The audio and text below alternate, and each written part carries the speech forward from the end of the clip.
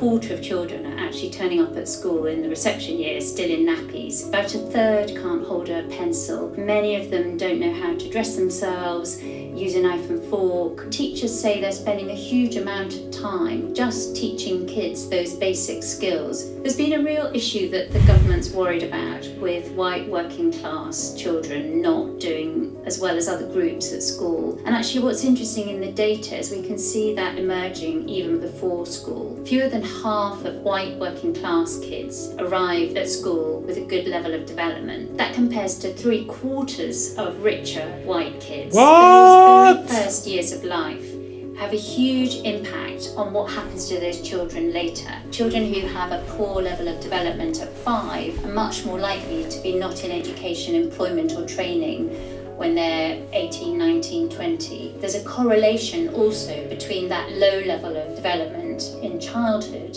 and criminality later on. What? What? No. That can't be the case. It must be like a genetic thing, or it's a cultural thing. It's a cultural thing, right? It's the culture.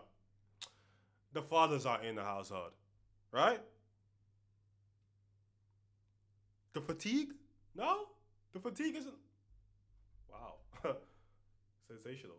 And I've spoken to lots of experts about what's driving this. One of them is the cost of living crisis, that parents who are working 2-3 jobs just don't have time to spend with their children. That early connection between adult and child. Imagine if you only had one parent. Imagine if you only had one parent and that parent was working 2 jobs. Or that parent worked long hours. It'd be very difficult to spend time with your children, right? Very difficult. I wonder what could happen to that child's development. I wonder what activities they could engage in. I wonder how they would do in school. Oh.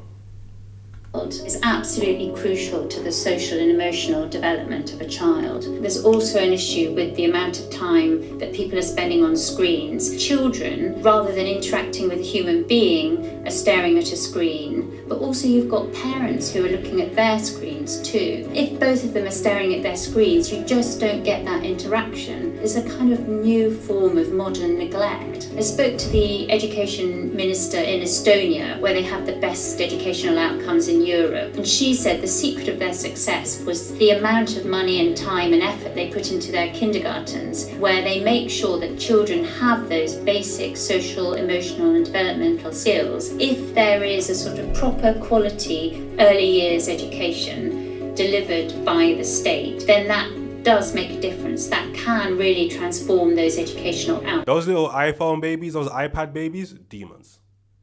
Straight demons. As soon as you take that shit away, oh my goodness gracious. Also, it gives like,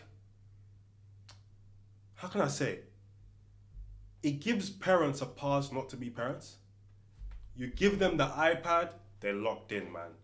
They ain't crying no more, they ain't answering no questions, they ain't doing nothing. They're just locked in, and these parents get to be at peace. But obviously it isn't good for, these kids' mental health and their development. Obviously anybody could